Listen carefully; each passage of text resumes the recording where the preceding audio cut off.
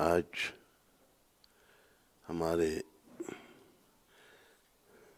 परमाचार्य शिला जगन्नाथ दास बाबा जी महाराज का तिरुभाव और रसिकानंद प्रभु का भी तिरुभाव है। ये दो चारे आज के दिन धाम को चले गए थे, रसिकानंद प्रभु और शिला जगन्नाथ दास बाबा जी।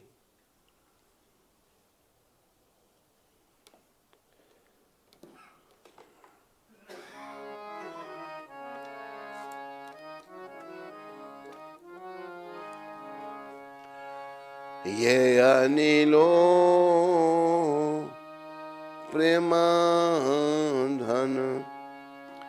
करुणा प्रचुर, ये अनिल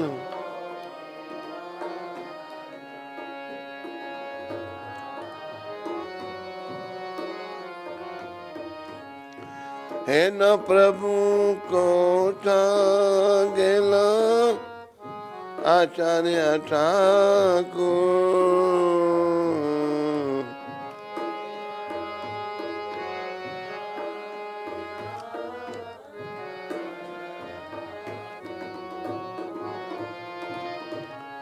कहाँ मोरा स्वरूप रूपा, कहाँ सनातन, कहाँ मोर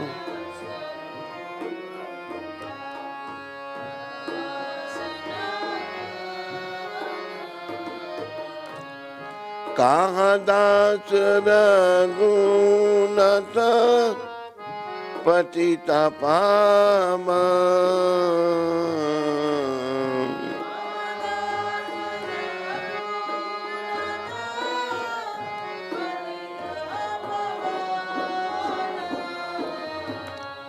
कहाँ मोरा भट युगा, कहाँ कबीरा,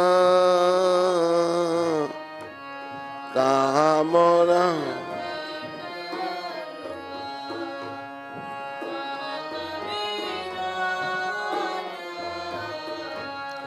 एका कले कौथा गेला गौरा नटरा,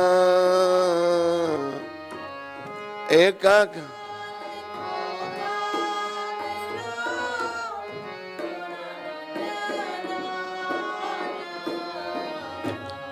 पाषाणे कुटीबो माता अनिले पाशिबो, पाषाणे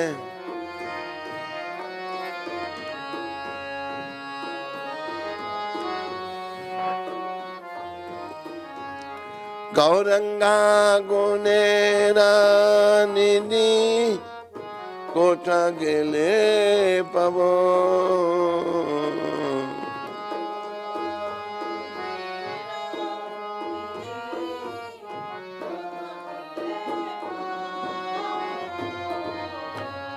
सही सब संगीन संगे ये कोयलो बिला, सही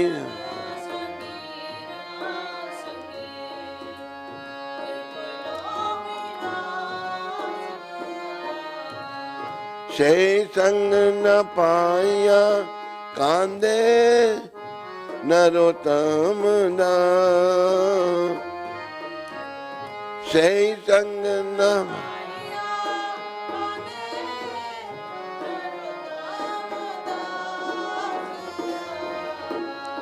ये अनिलो प्रेम धन करुणा प्रचुर, ये अनिलो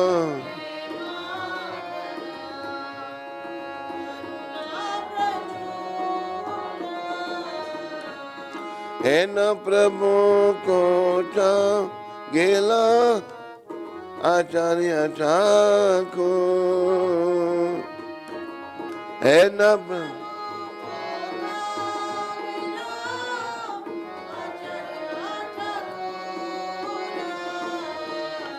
जय आचार्य ठाकुर, जय आचार्य ठाकुर,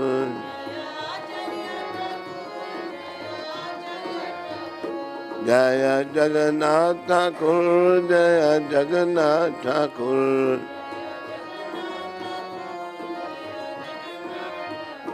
जय रसिकानंद प्रभु, जय रसिकानंद प्रभु,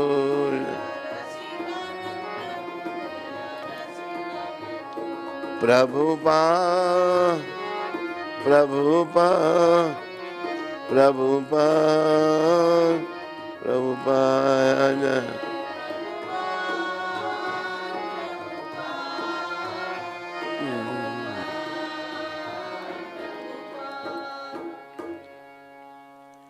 बोलो श्रील जगन्नाथ दास बाबा जी महाराज की, बोलो श्रील रसिकानंद प्रभु जी महाराज की। जो अपराकृत प्रेम का धन लेके आए थे, यहाँ अपराकृत, एक प्राकृत एक अपराकृत। प्राकृत भौतिक, अपराकृत आध्यात्मिक। भौतिक प्रेम जो है ये थोड़े समय रहता है, लेकिन अपराकृत आध्यात्मिक प्रेम जो है वो सदा रहने वाला है। जो अपराकृत प्रेम का धन लेके आए थे तथा जो करुणा के भंडार थे, ऐसे श्रील श्रीनिवासाचार्य ठाकुर कहाँ गए? मेरे श्रील स्वरूप दामोदर और श्रील रूप गोस्वामी कहाँ? श्रील सनातन कहाँ है? पतित पावन श्रील रघुनाथ दास कहाँ है? मेरे श्रील रघुनाथ भट्ट और श्रील गोपाल भट्ट कहाँ है? और श्रील कृष्णदास कविराज महाराज कहाँ है? महान नर्तक श्री श्री गौरांग महाप्रभु एकाएक कहाँ चले गए? मैं अपना सर चट्टान में मारकर फोड़ डालूंगा और अग्नि में कूद पड़ूंगा। सभी दिव्य गुणों के निधि स्वरूप श्री श्री गौरांग महाप्रभु को मैं कहाँ पाऊंगा? श्री श्री गौरांग महाप्रभु एवं उनके साथ लीला करने वाले संगियों का संग ना पाकर नरोत्तम दास मातर रो रहा है।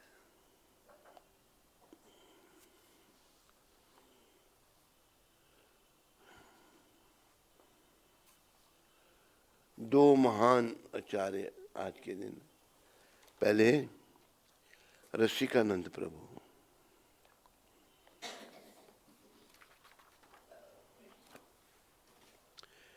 श्रीला रसिकानंद प्रभु रसिक मुरारी एक राजा के पुत्र रूप में उत्पन्न हुए। वे एक आदर्श साधु, गौड़िया वैष्णव विद्वान, रसिक भक्त तथा श्रीला श्यामानंद प्रभु के सर्वाधिक प्रिय शिष्य बने। श्रीला श्यामानंद प्रभु की आज्ञा से श्रीला रसिकानंद ने प्रधान पुजारी बनकर पूर्ण समर्पण भाव से अपने गुरु के अर्च विग्रह श्री गोविंद जी की सेवा की। उनकी सतर्क प्रेम सेवा ने भगवान गोविंद जी के शोष्ठभ एवं आनंद में वृद्धि की। रसिक मुरारी ने अपनी अपूर्व अर्च सेवा से भक्तगण का मन मोह लिया। श्री गोविंद जी की पूजा दृढ़तापूर्वक स्थापित करने के उपरांत उन्होंने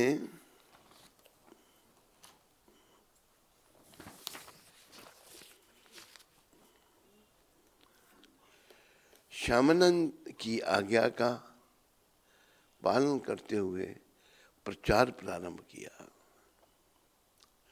उन्होंने 40 वर्षों तक व्यापक भ्रमण किया और सबको श्री चैतन्य महाप्रभु के संदेश से प्रभावित किया। देखो,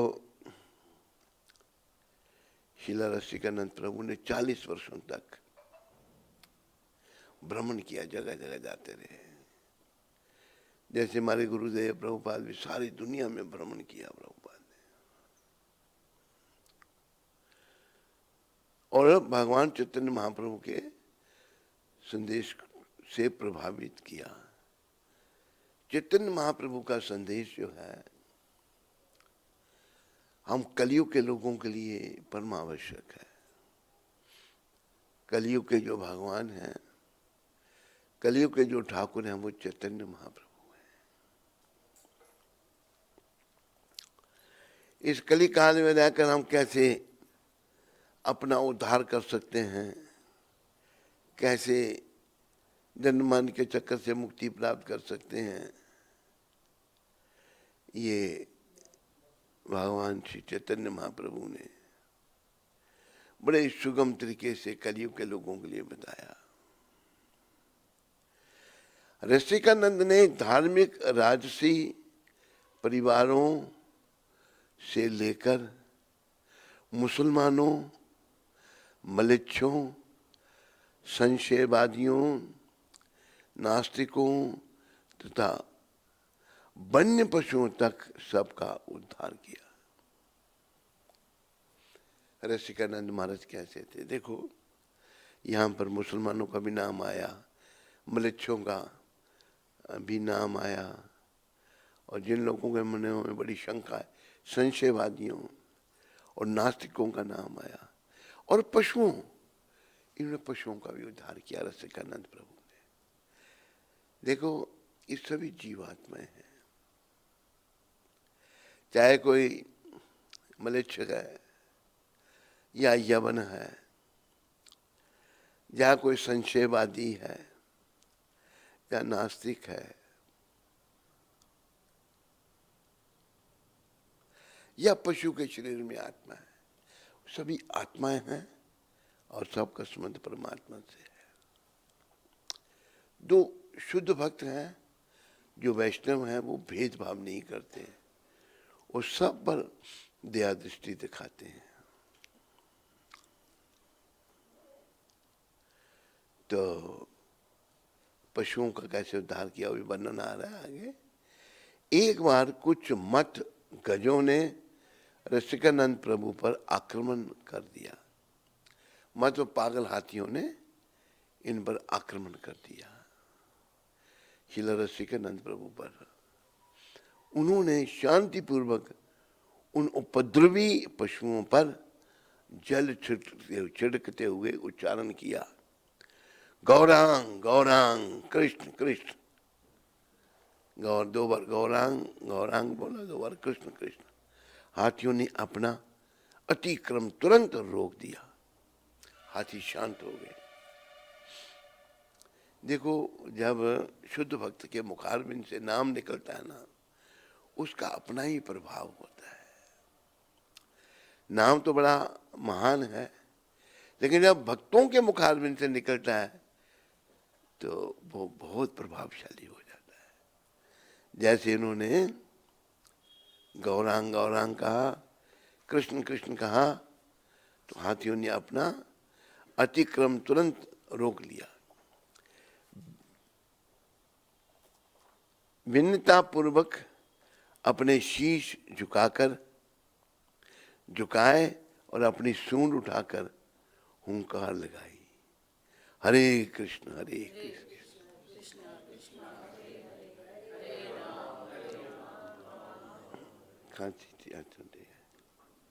विनम्रता पूर्वक उन्होंने अपने शीश झुकाए, हाथियों ने, आत्मा है वो भी, और अपनी सूंड उठाकर हुंकार लगाई हरे कृष्ण की। हरे कृष्ण बोले 2 वर्ष हाथी लोग। देह त्याग करते समय रसिकानंद ने एक प्रबल कीर्तन प्रारंभ कर दिया। एक प्रबल कीर्तन प्रारंभ किया उन्होंने। हरे कृष्णा हरे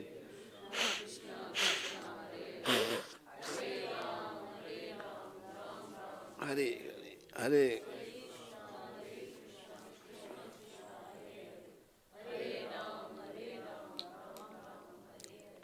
हरे कृष्णा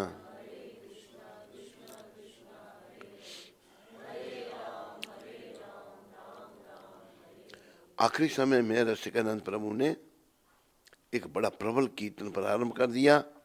तदंतर उन्होंने रेमुना उड़ीसा में क्षीरचोर गोपीनाथ अच विग्रह में प्रविष्ट होकर इस जगत का त्याग कर दिया। देखो रसिकानंद इतने महान थे कि रेमुना में गोपीनाथ भगवान है, इन्होंने गोपीनाथ भगवान में प्रवेश कर दिया, अर्थ विग्रह में प्रवेश होकर इस जगत का त्याग कर दिया। उनके वियोग से विध्वस्त होकर उनके शिष्यों ने अपने मृदंग करताल तो अपने शरीर त्याग दिए। कितना प्रेम था, शिष्यों को कितना प्रेम था। मृदंग तोड़ दिए और अपने शरीर त्याग दिए, छोड़ दिए शरीर। इतने महान वैष्णव थे रसिकानंद जी, अपने शरीरों का त्याग कर दिया। सच्चे भक्तों की ये पहचान है। इन सब शुद्ध भक्तों की पुष्प समाधियां मंदिर के समीप अवस्थित हैं।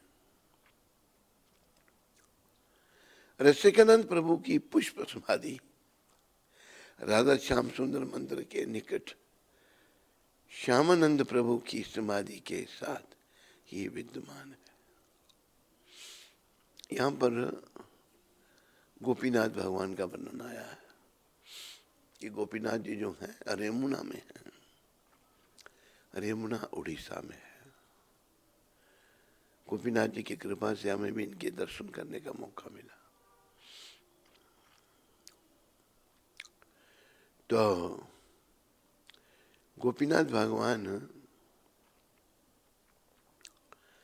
की बहुत सारी लीलाएं हैं। तो एक आध लीला हम गोपीनाथ भगवान की आपको सुनाते हैं।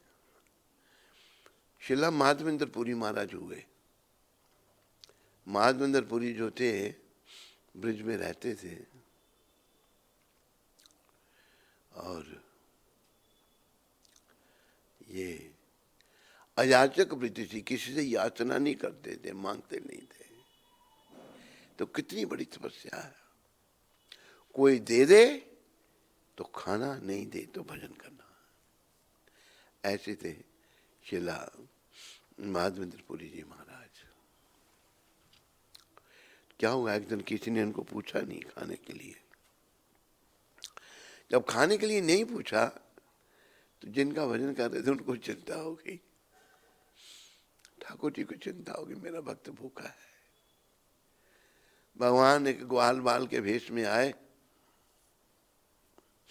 और श्री पुरी ठाकुर को कहते हैं, बाबा तूने आज कुछ खाया नहीं? बाबा की आंखें बंद, आंखें खोली, उन्होंने देखा तो एक बालक। बाबा पूछते हैं, बेटा तेरे को कैसे पता लगा मैंने नहीं खाया? यहाँ राधा कुंड पर कुछ ग्वालने दूध बेचने वाली थी, उन्होंने बताया मेरे को। देखो भगवान अगर झूठ भी बोलते हैं ना, वो भी दिव्य है। दिव्य भगवान के मुखारबिंद से जो भी कार्य है वो सब दिव्य है। खाली ये समझने की बात है। हम जब तक भक्ति पथ में प्रगति नहीं करते तो हम दिव्य बातों को नहीं समझ सकते, क्योंकि हमारी दृष्टि प्राकृत है, अप्राकृत नहीं है, भौतिक दृष्टि है हमारी। तो भगवान को आलवाल के रूप में कहते हैं, बाबा तेरे ताई दूध भेजो है, ले लो तो पान कर लियो, लोटे की चिंता नहीं करना। भूखे थे बेचारे माधवेंद्रपुरी महाराज। दूध तो वैसे ही अमृत है, लेकिन जब भगवान लेके आए तो वो तो और अमृत हो गया। दूध का पान किया तो अष्ट सात्विक भाव, जब कोई शुद्ध भक्त है जैसे प्रभुपाद जी, जब माधवेंद्रपुरी महाराज, अष्ट सात्विक भाव शरीर में प्रकट हो गए। रोमांच होना, अपना मुंह से लार टपकना, बेहोश हो जाना, आदि आदि 8 सात्विक भाव ये बताए हैं। इस सारे भाव उनमें प्रकट, वो एकदम समझ गए कि दूध लाने वाला और कोई नहीं, स्वयं मेरे भगवान थे। अब इन्होंने रोना शुरू कर दिया कि प्रभु मेरी इतनी चिंता आपको, मेरे लिए दूध लेके आप आए, मैं आपको पहचान नहीं सका। एक दुख उनको, दिन रात रो रहे हैं। एक दिन रोते रोते उनकी आंखें बंद हो गई। जब आंखें बंद हुई, नींद आई, नींद आ गई, तंद्रा आ गई। वही भगवान गोपाल जागे, मैं ही तेरे लिए दूध लेके आया था। मैं यहां पर उस जगह पर जमीन के अंदर पड़ा हुआ हूं, यवनों के आक्रमण से भयभीत होकर पुजारी ने मुझे जमीन में रख दिया ताकि मेरे शरीर को यवन कोई हानि ना पहुंचाए। यवन लोग नहीं मानते मूर्ति को, बेचारों की अपनी समझ है, पर बहुत सारे यवन भक्त भी हुए, शुद्ध भक्त हुए। श्रीला हरिदास ठाकुर शुद्ध भक्त है भगवान के, वो भी यवन कुल में प्रकट हुए। अनेकों यवनों के नाम आते हैं, भगवान के शुद्ध भक्त है। तो तुम मुझे जमीन से निकाल और मेरी स्थापना कर, मेरा अभिषेक कर। बहुत समय जमीन में रहने के कारण मुझे बहुत गर्मी लगी है और मैं भूखा भी हूं। मेरे को अन्नकूट, अन्नकूट तभी से शुरू हुआ था। अन्नकूट मतलब बहुत सारे भोग लगते हैं भगवान को। शिलापुरी ठाकुर महाराज होश में जब आए, आंखें खुली तो उन्होंने ब्रिजवासियों को बुलाया। ब्रिजवासी बड़ा मानते थे उनको। बड़ी युक्ति से जगह भगवान ने बता दी थी, निशानी में बता दी। बड़ी युक्ति से वहां खुदाई हुई।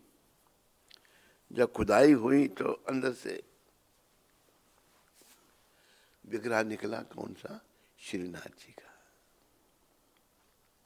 ये श्रीनाथ जी हमारे गौड़िया ठाकुर हैं।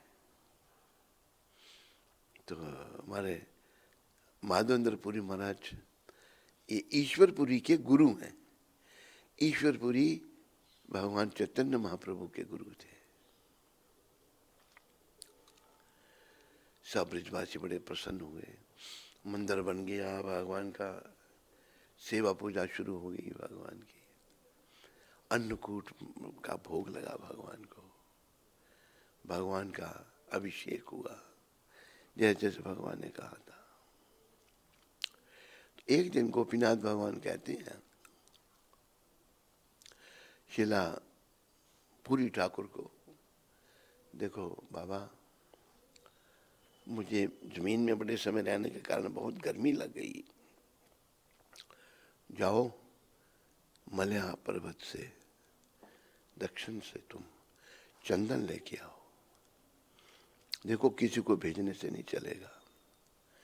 देखो भगवान जिससे सेवा लेते हैं ना, वो बड़ा भाग्यशाली जीव है। सबसे नहीं भगवान सेवा लेते हैं। सेवा अपने प्रिय पार्षद से भगवान लेते हैं। जैसे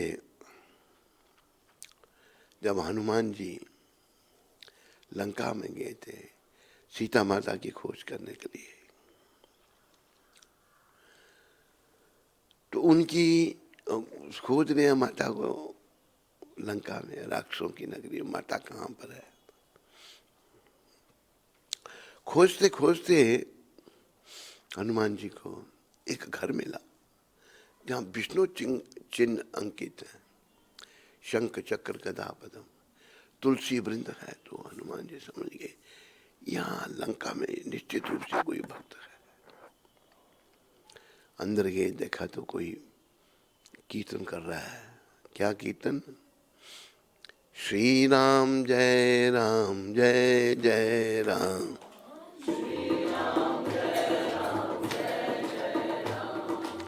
श्री राम जय जय राम, श्री जय सिया राम जय सिया राम।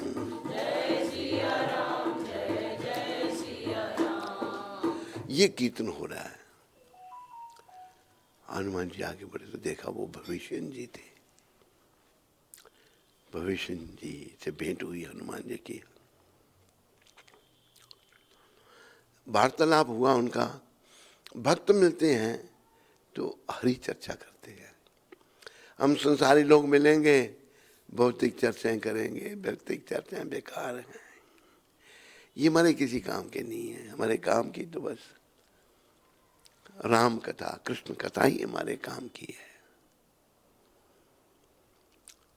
तो भविष्य जी कहते हैं हनुमान जी आप कितने महान हो, राम जी का कार्य करने यहाँ आए हैं आप।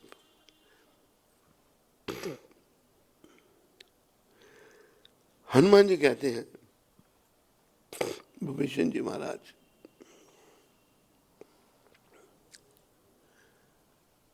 मेरे भगवान राम सर्वसमर्थ हैं, वो कुछ भी कर सकते हैं, लेकिन उन्होंने अपनी अहेतु की कृपा से मुझे अपनी सेवा दी। मैं जाति का बानर हूं। हनुमान जी भी विनम्रता की मूर्ति है। सुबह जो कोई हमारा नाम ले लेता है तो उसको सारा दिन भोजन ही नहीं मिलता। हनुमान जी ऐसा व्यक्त कर रहे हैं। तो मुझे अपनी सेवा दे दी यहाँ पर। तो भगवान अपने प्रिय सेवकों को सेवा देते हैं। करते वही हैं, लेकिन निमित्त अपने भक्तों को बना लेते हैं।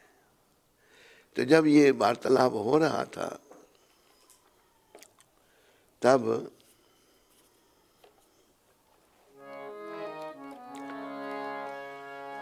भविष्य जी ने कहा अब मोहे भाव भरोस हनुमंता, अब मोहे भाव, अब मोहे भाव भरोस हनुमंता,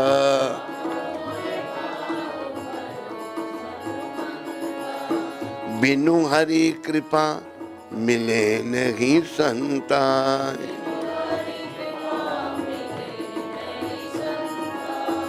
बिनु हरि कृपा मिले नहीं संतान।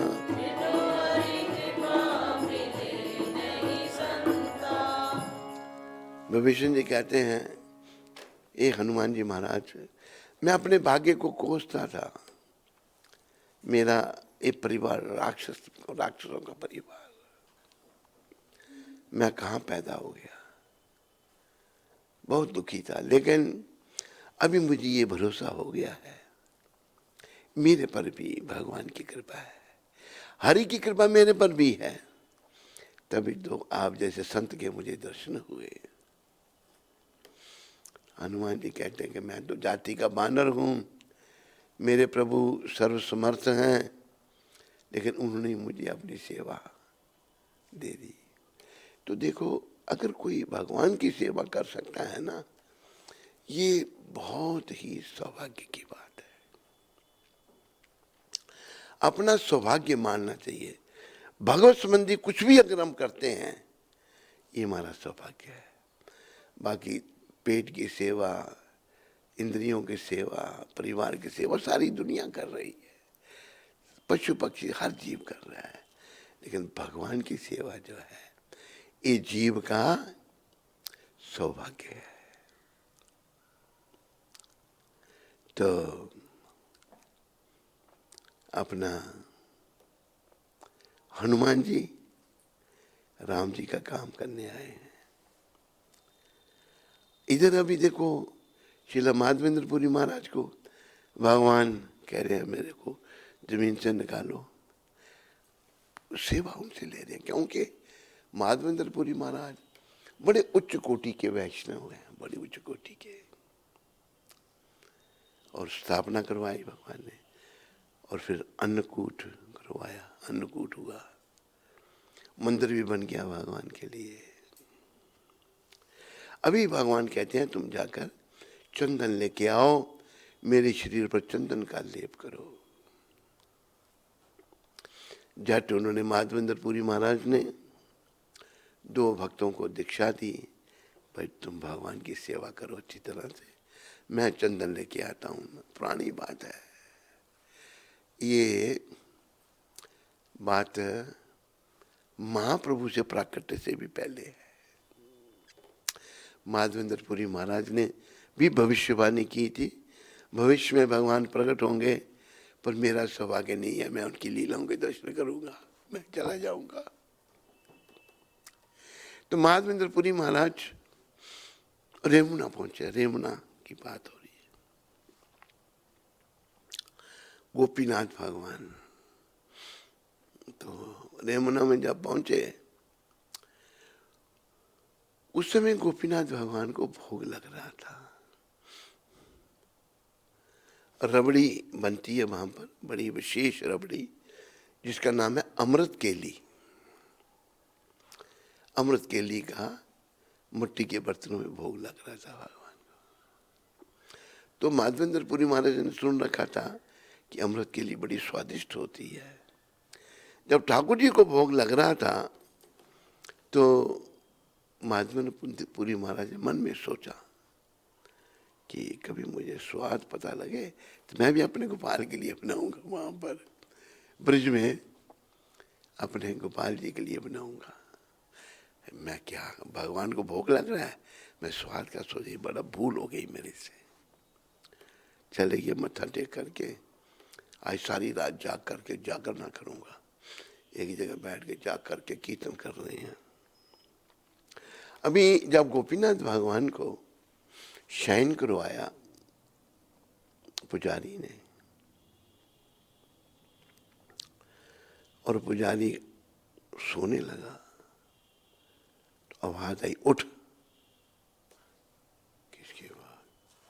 मैंने अपने पीताम्बर के पीछे एक अमृत केली का कसोरा, उस रबड़ी को अमृत केली कहते हैं, और रखा, जा मेरे भक्त को देखिया। पुजारी बड़ी दिव्य आवाज, उठा, भगवान का पीताम्बर हटाया, वहां कुसोरा रखा होगा भगवान ने। जब उनको भोग लग रहा था, एक चुरा के भगवान ने अपने पास रख लिया। किसके लिए? अपने भक्त के लिए। भक्त ने मन में सोचा, तो पुजारी उठा, भगवान का आदेश हुआ। भगवान ने बताया अच्छे वो जगह बैठो, वहां बैठकर मेरा भजन कर रहा है। पुजारी गया, कहते महाराज आप माधवेंद्रपुरी? कहते आपका मेरा नाम कैसे पता? कहते महाराज मेरा प्रणाम स्वीकार करो, ये ठाकुर जी ने आपके लिए अमृत केली का कसोरा भेजा है। अभाग, फिर रोना शुरू कर दिया। प्रभु मेरे मन में सोचा, तो आपने फिर अमृत केली भिजवा दी मेरे को, पान किया उसका उन्होंने, और फिर वो मिट्टी का बर्तन का वर्णन आता है, तोड़ के रख लिया भगवान ने, एक एक टुकड़ा मिट्टी का बर्तन भी रोज का टुकड़ा खाते थे वो। पर देखो भक्त जो है ना, वो मान सम्मान नहीं चाहता। मान सम्मान जो है ना, ये सब भौतिक चीजें हैं। जिसे शुद्ध भक्ति मिली है, प्रेमा भक्ति मिली है, और शरीर के मान सम्मान के पीछे वो नहीं पड़ता। क्या हुआ कि भाई लोगों को पता लग जाएगा तो रातों रात ही चले गए वहां से। कहाँ? उड़ीसा में ही थे। गोपीनाथ मंदिर भी रेमुना में है। वहाँ पुरी में पहुंच गए, पुरी चले गए। पर पुरी पहुंचने से पहले ही उनकी ख्याति वहाँ पहुंच चुकी थी। भाई ऐसे भगवान ने उनके लिए खीर चुराई तो दुनिया इकट्ठी हो गई। तो उन्होंने कहा कि मुझे भगवान के लिए चंदन चाहिए। तो चंदन का प्रबंध हो गया। एक आदमी दे दिया उनको बड़ा चंदन उठा करके। भगवान ने कहा ना, चंदन लाओ और मेरे शरीर पर लेपन करो। ये श्रीनाथ भगवान ने कहा था। श्रीनाथ जी, गोपाल श्रीनाथ जी का वो विग्रह है। 7 वर्ष की अवस्था में जब भगवान ने गोवर्धन पर्वत उठाया था।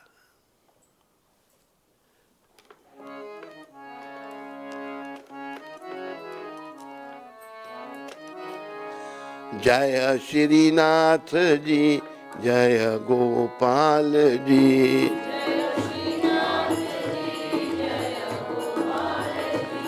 जय श्रीनाथ जी, जय गोपाल जी।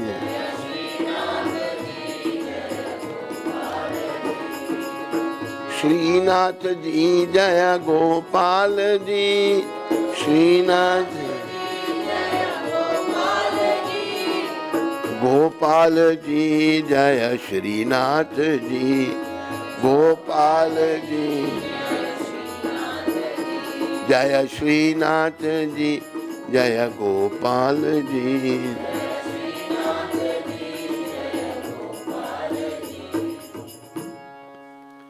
तो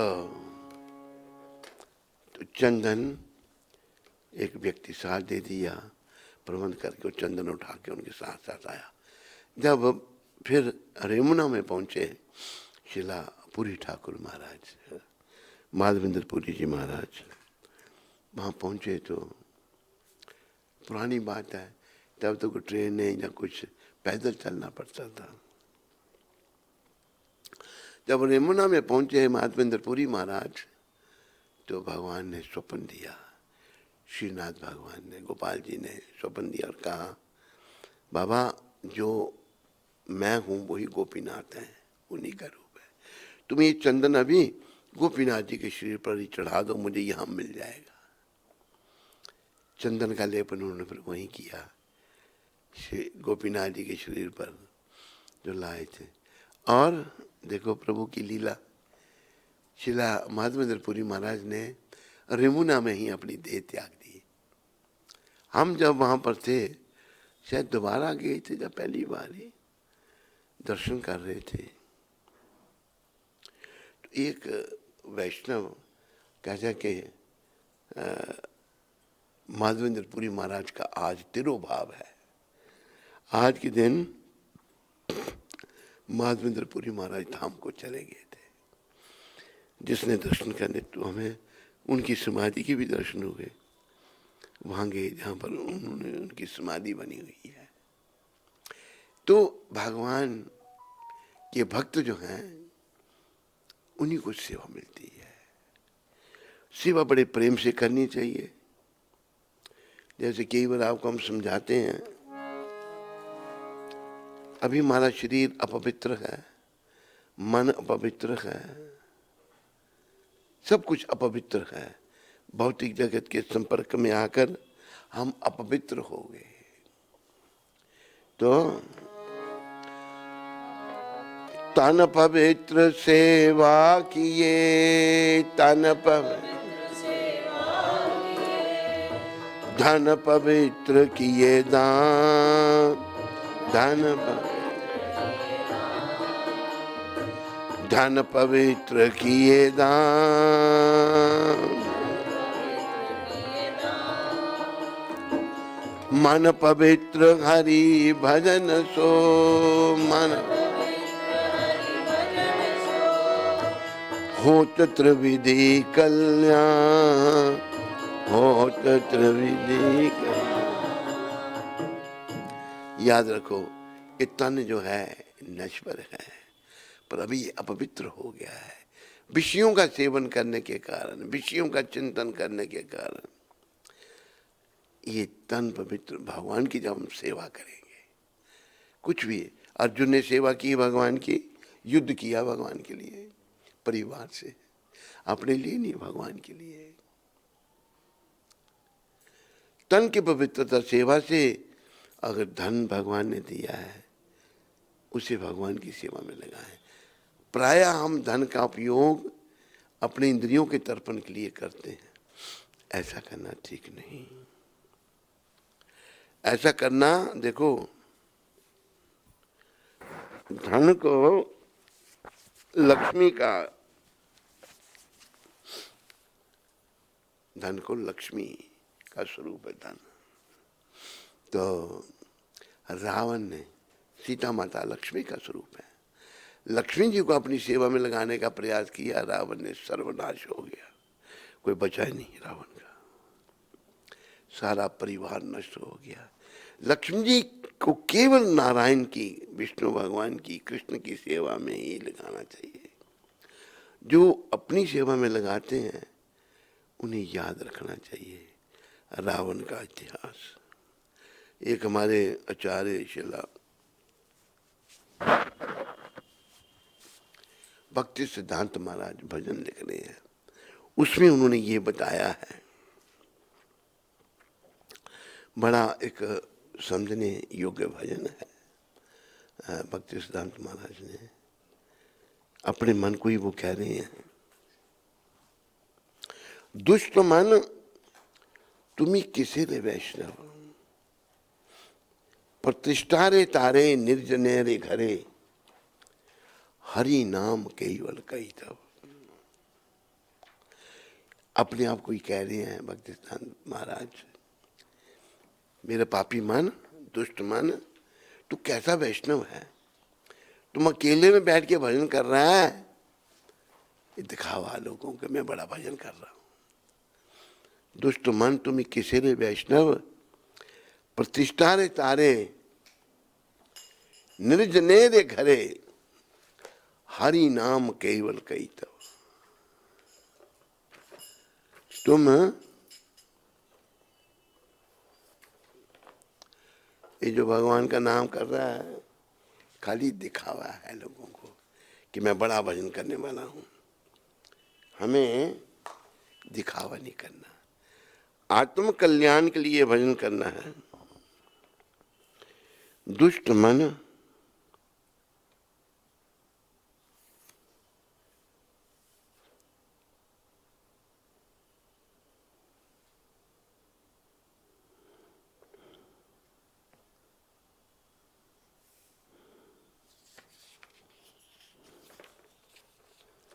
एक भजन पीछे था, दुष्ट मन तुम्ही किसे रे वैष्णव, प्रतिष्ठार तरे निर्जने रे घरे, तब हरि नाम केवल कही तब। जड़े रे प्रतिष्ठा सुख रेरा विष्ठा,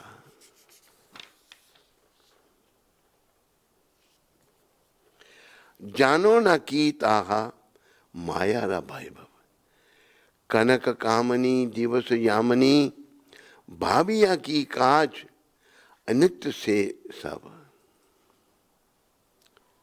तो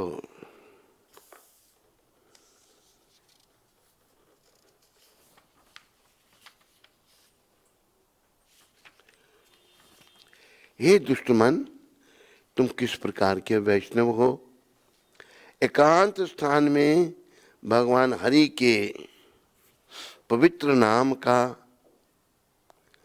उच्चारण करना केवल संसारिक ख्याति या प्रतिष्ठा के मिथ्या अहंकार को प्राप्त करने के लिए तुम्हारा मिथ्या अभिमान से पूर्ण दिखावा या प्रदर्शन है।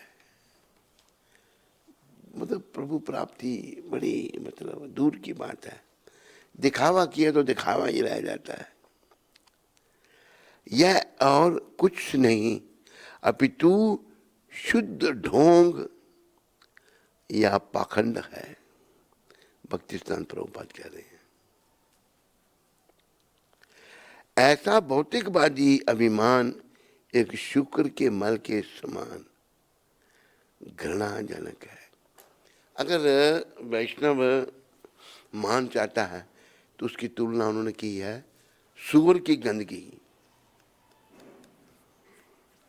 सूअर जो है गंदगी खाता है और गंदगी का त्याग करता है, सूअर की गंदगी के समान है। फिर वो आगे कह रहे हैं, क्या तुम जानते हो कि यह तो केवल माया की शक्ति द्वारा डाला गया केवल एक भ्रम है। धन संपत्ति एवं स्त्री संग का आनंद उठाने के लिए बनाई गई तुम्हारी योजनाओं पर दिन रात चिंतन मनन करने का क्या महत्व है, क्या लाभ है? यह सभी वस्तुएं केवल अस्थाई हैं। भौतिक सुख जो है, स्त्री चिंतन, स्त्री संग, ये स्थायी है, स्थायी नहीं है इनमें से, टेम्पररी है सब कुछ। फिर कहा, जब तुम धन संपत्ति पर अपना स्वामित्व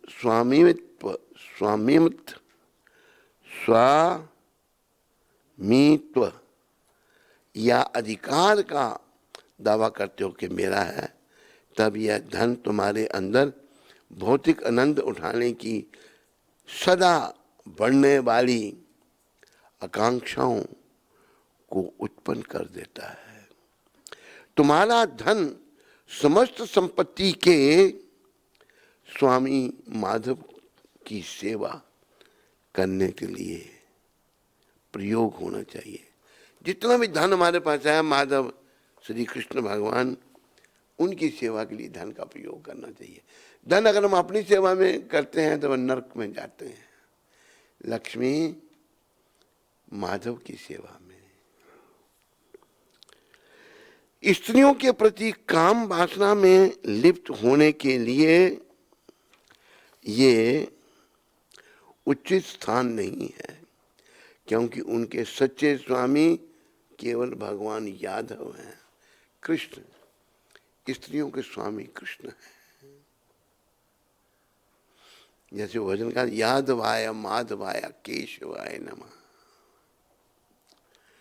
स्त्री के भोक्ता यादव हैं, लक्ष्मी के भोक्ता माधव हैं। हम नहीं, हम भोक्ता नहीं है। हमारा भोग्य भगवान करें तो तभी हमारा कल्याण है। लेकिन ये वैष्णव हमारे, फिर राक्षस रावण काम का अवतार ने संसारिक प्रतिष्ठा में ख्याति के वृक्ष को प्राप्त करने के उद्देश्य से भगवान रामचंद्र प्रेम अवतार के साथ युद्ध किया, परंतु वह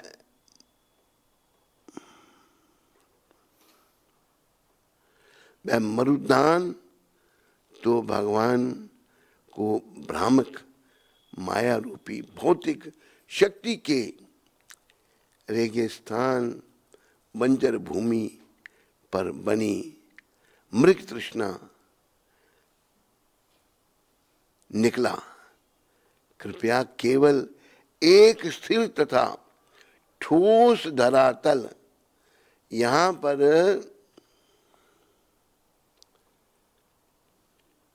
वैष्णव सदा खड़ा रहता है, उसे प्राप्त करने के लिए स्थिर निश्चित दृढ़ संकल्प उत्पन्न करो।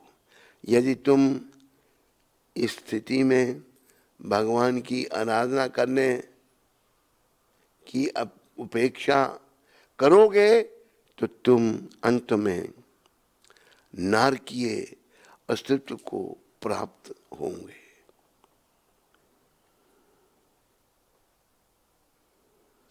तो ये बड़े समझने की बात है।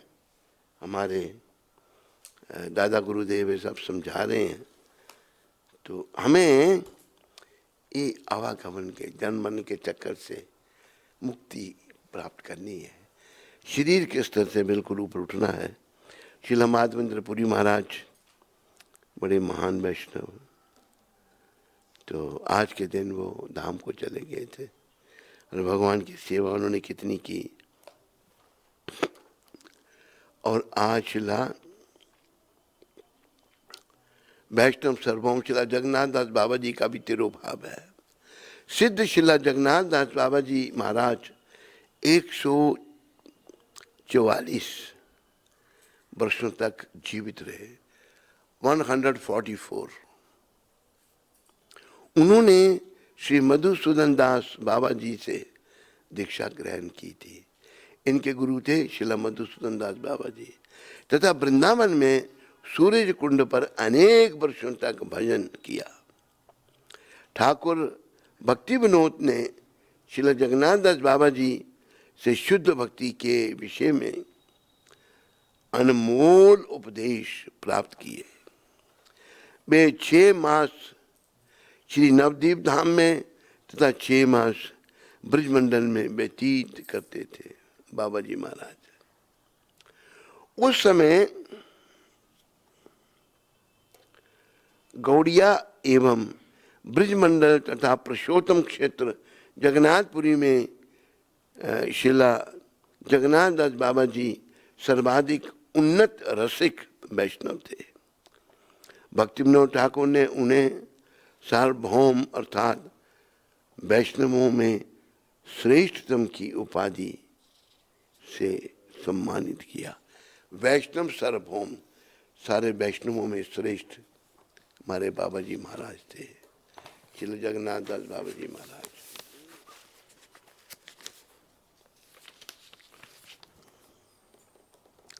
एक 125 वर्ष की अवस्था में उनकी झुकी हुई देह अर्धचंद्राकार प्रतीत होती थी।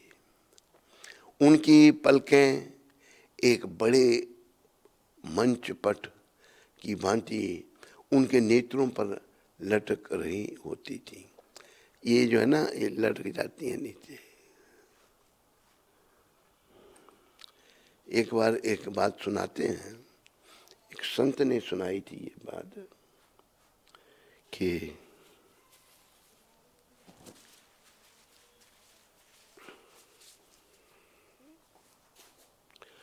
एक संत जो हैं जा रहे थे बद्रीनारायण। बद्रीनारायण जा रहे थे तो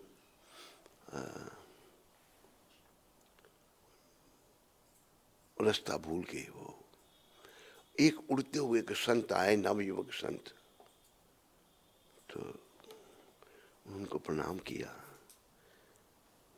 कहते आप रास्ता भूल गए हैं, यहाँ के बहुत अच्छे संत हैं, आप उनके दर्शन कर लो। कहते मैं कुछ सामान लेने जा रहा हूँ, सामान भी बड़ी दूर से जाके लाना था, तो अब चलो मैं अभी आगे। उड़ते हुए हो गए, जाके सामान लेके आ गए। जब तो आगे वो बता दिया था उन्होंने, कुटिया थी जो भी था, तो बहुत बड़े संत बैठे हुए हैं। कहते दर्शन हुए? कहते नहीं हुए। वो संत जो मिले उनको कि महाराज ये कुछ भूल गए थे, ये शरणार्थी लोग, अपना तीर्थ यात्री, कृपया दर्शन दो। उनकी जो आंखें थी ये यहाँ तक लटकी हुई थी, ये उम्र के कारण ऊपर किया उनको। आंखें उनकी लब जो है वो जल रही है ऐसे, आंखों में इतनी रोशनी है। दर्शन हुए, प्रणाम किया, पूछा महाराज आपकी आयु कितनी है? लोग जो गलती से बेचारे वहां आ गए, रास्ता भूल गए थे, तो कहते आयु, हम नानक के साथ खेलते थे, 500 साल आयु। गुरु नानक देव के साथ खेलते थे हम। तो संत जो हैं सैकड़ों वर्ष तक बैठ के तपस्या करते हैं, भजन करते हैं। ऐसे जिनको ये दर्शन हुए थे तो कभी संतों में ये चर्चा चली थी, तो ये बात बताई थी। तो जगन्नाथ दास बाबा जी की 144 साल आयु थी। तो 125 वर्ष की अवस्था में उनकी झुकी हुई देह अर्धचंद्राकार प्रतीत होती थी। उनकी पलकें एक बड़े मंचपट की भांति उनके नेत्रों पर लटक रही होती थी। उनके दोनों ओर खड़े होकर 2 शिष्य उनकी नथ पलकों को ऊपर उठाते, तब वे अपने श्री गिरिराज गोवर्धन के अर्च विग्रह को तुलसी मंजरियां अर्पण करते थे। भक्त लोग पलकों को ऊपर उठाते थे किधर से, तो तुलसी मंजरी वो जगन्नाथ जी को अर्पण करते थे। चूंकि श्रीला जगन्नाथ दास बाबा जी महाराज नाम मात्र को ही चल पाते थे, उनका ब्रजवासी सेवक बिहारी उन्हें अपने कंधों पर उठाकर ले जाता था। चल पाना मुश्किल था उनके लिए, किंतु जब भी नाम कीर्तन होता, श्रीला जगन्नाथ दास बाबा जी फांद कर अपनी टोकरी से बाहर आ जाते और हवा में 4 फुट तक उछाल मारते। अत्याधिक भावन माद में वे गाने व नाचने लगते। शारीरिक शिथिलता होते हुए भी उन्होंने प्रबल भजन संपन्न किया। तो ये जो चैतन्य महाप्रभु का जो प्राकट स्थल है, इसको भक्ति विनोद ठाकुर महाराज ने खोज निकाला था। यहाँ भगवान चैतन्य महाप्रभु मायापुर में प्रकट हुए थे। तो वो बाबा जी को ले गए वहां पर, श्री जगन्नाथ दास बाबा जी को। जब वहां ले गए उनको, तो बोला महाराज ये जगह तो टोकरी में उठाकर चल तो सकते नहीं थे। जब टोकरी से छलांग लगाई उन्होंने, नृत्य करना शुरू कर दिया बाबा जी ने। पर यही जगह है महाप्रभु के प्राकट्य की। बड़े प्रसन्न हो गए और कितनी देर तक नृत्य करते रहे। बोलो श्री जगन्नाथ दास बाबा जी महाराज की। उन्हें जब बा कीर्तन दोनों ही उच्च स्वर में करना प्रिय था, जो ऊंचे स्वर में करते थे। कीर्तन करते हुए वे गाते, निताई की नाम एने चीरे, की नाम एने चीरे, की नाम दीते छी रे। हे नित्यानंद प्रभु, आप क्या अद्भुत नाम लाए हैं। हे निताई, आपने क्या अद्भुत नाम दिया है। लगभग संपूर्ण रात्रि कीर्तन करने के उपरांत वे अगले दिन प्रातःकाल अर्च विग्रहों को 1108 दंडवत करते। वे वैष्णव सेवा हेतु सर्वदा उत्साहित रहते थे। उन्होंने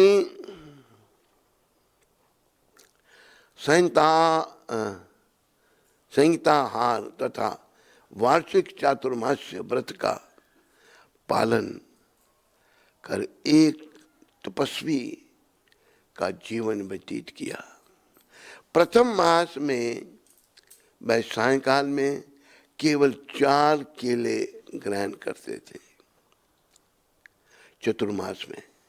द्वितीय मास में केवल अमरूद, तृतीय मास में केवल छेने का पानी मतलब पनीर निकाल दिया, खाली पानी पीते थे। तथा चतुर्मास में नमक रहित उबले हुए केले के पुष्प उबले हुए बिना नमक के वो खाते थे। एक बार उन्होंने वृंदावन के एक भंगी से रोटी की भिक्षा ग्रहण की। वृंदावन में जब आए भंगी से रोटी की भिक्षा मांगी उन्होंने। वह यह सुनकर वृंदावन के अग्रजनों ने जगन्नाथ दास बाबा जी से कहा, बाबा आप ब्रज शिरोमणि हैं, किसी के भी मुख से आपकी आलोचना सुन हमारा मन व्यथित होता है, किंतु अब तो सभी आपके विरुद्ध बोल रहे हैं। वे कह रहे हैं बाबा जी प्रभादी हो गए हैं। यदि वे पुरातन प्रथाओं की अवहेलना करेंगे तो समाज का क्या होगा। भंगी से रोटी मांगी थी, आगे बाबा जी बताएंगे।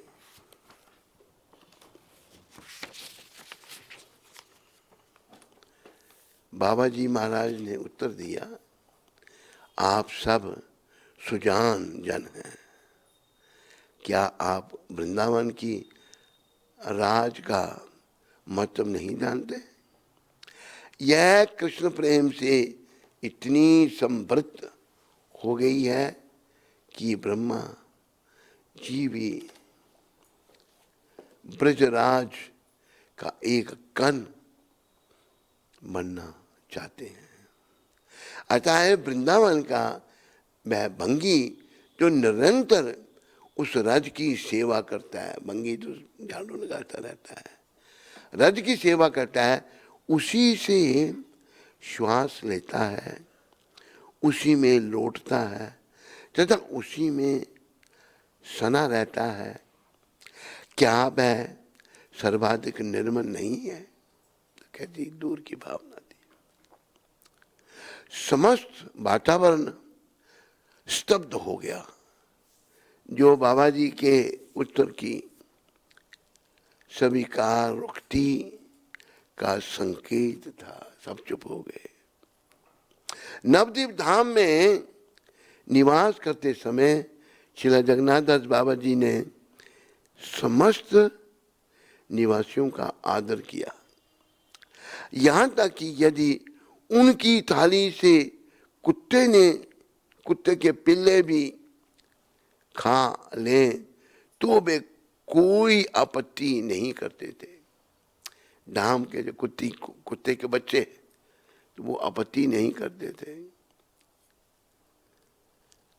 कुत्तों को अपनी गुरु का प्रसाद हड़पते देख उनका सेवक बिहारी चिल्ला उठता और उन्हें खदेड़ देता, कुत्तों को भगा देता। भाई कुत्ते क्या कर रहे हैं। जगन्नाथ दास बाबा जी बिहारी को डांटते, ये कुत्ते धामवासी हैं, धाम में रहने वाले हैं, ये साधारण जीव नहीं है। मैं तब तक भोजन ग्रहण नहीं करूंगा जब तक वे वापस आकर मेरी थाली से महाप्रसाद नहीं खाते। कुत्तों के लिए 142 वर्ष की अवस्था में वे ना तो देख पाते थे और ना ही चल पाते थे। 142 तक रहे। अपनी खोज की पुष्टि हेतु ठाकुर भक्ति विनोद ने श्रील जगन्नाथ दास बाबा जी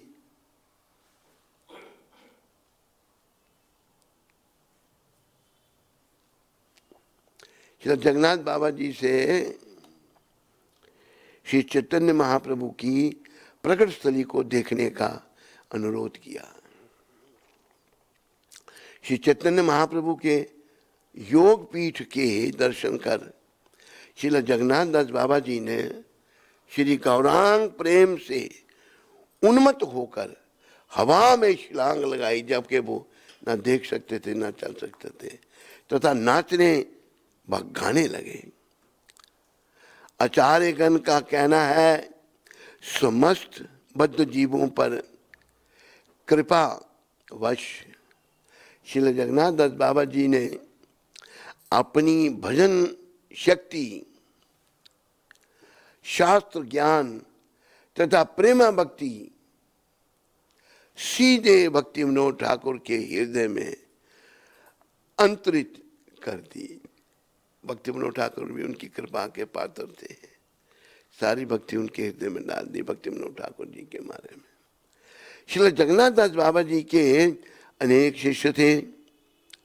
बाबा जी प्रायः निम्नलिखित उपदेश दिया करते थे। बाबा जी का उपदेश क्या था, ध्यान दीजिए। तुम्हें स्त्रियों का संग करने वाले पुरुषों तथा किसी भी प्रकार से स्त्री का संग करने वाले पुरुष का संग करने वाले पुरुष के संग का परिहार करना चाहिए, त्यागना चाहिए। परम गति प्राप्त करने हेतु तुम्हें नियमबद्धता एवं दृढ़ता पूर्वक हरि नाम का पुनश्च उच्चारण करना चाहिए। नियमबद्धता इतनी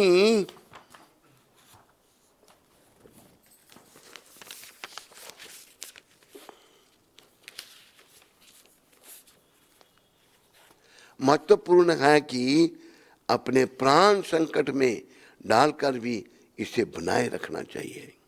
श्री कृष्ण से भी अधिक करुणाकर व शुभंकर गौर का कभी विस्मरण ना करो।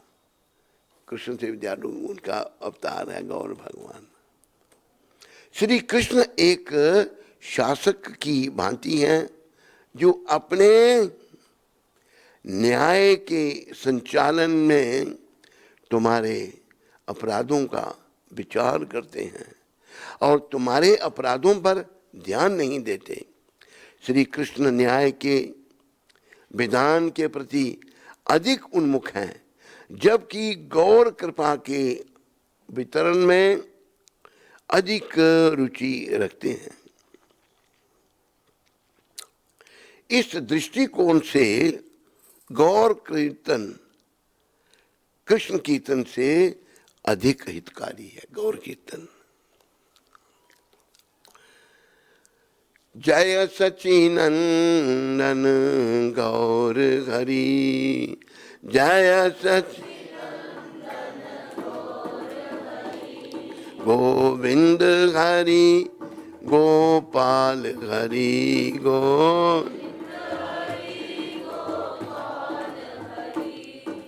गौरंगा नित्यानंदा नित्यानंदा गौरंगा गौरंगा गौरंगा नित्यानंदा नित्यानंदा नित्यानंदा।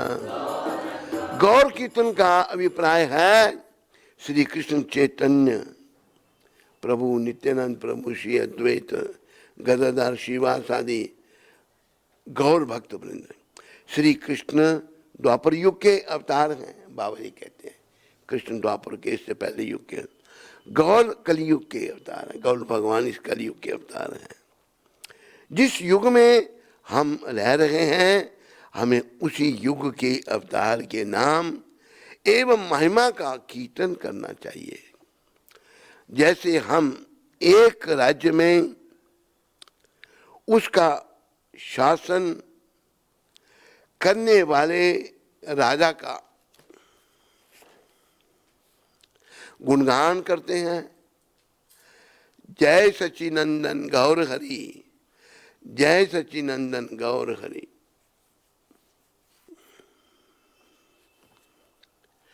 वृंदावन के गोपाल बाग में स्थित सोनार गौरांग मंदिर में गौर निताय के वे अर्च विग्रह विराजमान हैं, जिनकी श्रील जगन्नाथ दास बाबा जी द्वारा कभी सूर्य कुंड में पूजा की गई थी। जगह भी ढूंढनी चाहिए। श्री कृष्ण लीला में वे रसिक मंजरी के रूप में सेवारत हैं। तो बाबा जी महाराज रसिक मंजरी के अवतार थे। बोलो शिला गौर किशोरदास बाबा जी महाराज की, बोलो शिला जगन्नाथ दास बाबा जी महाराज की, बोलो भक्ति विनोद ठाकुर जी महाराज की। सबका धन्यवाद। हरे कृष्ण, हरे कृष्ण। प्रभुपाद जी की लीला, प्रभुपाद जी की शिक्षा अमृत आज 21 तारीख।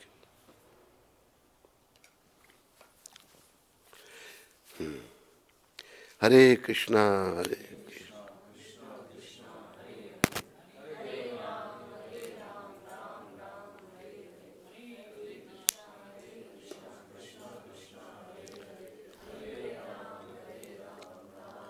आत्महत्या को कभी सही नहीं माना जा सकता। जो आत्महत्या लोग कर लेते हैं उसको सही नहीं माना जा सकता। यह प्रकृति के नियमों का उल्लंघन है। कई लोग इतने दुखी हो जाते हैं बेचारे, सोचते हैं आत्महत्या करने से मैं सुखी हो जाऊंगा। नहीं, आत्महत्या करने से बहुत ही दोष है, शास्त्रों ने बताया, प्रभुपाद वही समझा रहे हैं, उल्लंघन है। प्रकृति आपको निर्धारित समय जीने के लिए एक विशिष्ट शरीर देती है, और आत्महत्या का अर्थ है कि आप समय के पहले अपने जीवन का अंत करके प्रकृति के नियमों के विरुद्ध जाएं। इसलिए जो आत्महत्या करता है वह अपराधी बन जाता है। यहाँ तक कि राष्ट्र के कानून के तहत भी आत्महत्या अपराध है। आप आत्महत्या नहीं कर सकते। ये प्रभुपाद जी ने 1973 में ऑकलैंड में 21 तारीख को ये शब्द कहे थे। तो आत्महत्या बड़ा अपराध है। आत्महत्या करने वाले को 60,000 साल तक प्रेत योनि में रहना पड़ता है, बहुत कष्ट उठाना पड़ता है। बोलो पतित पावन श्रील प्रभुपाद की।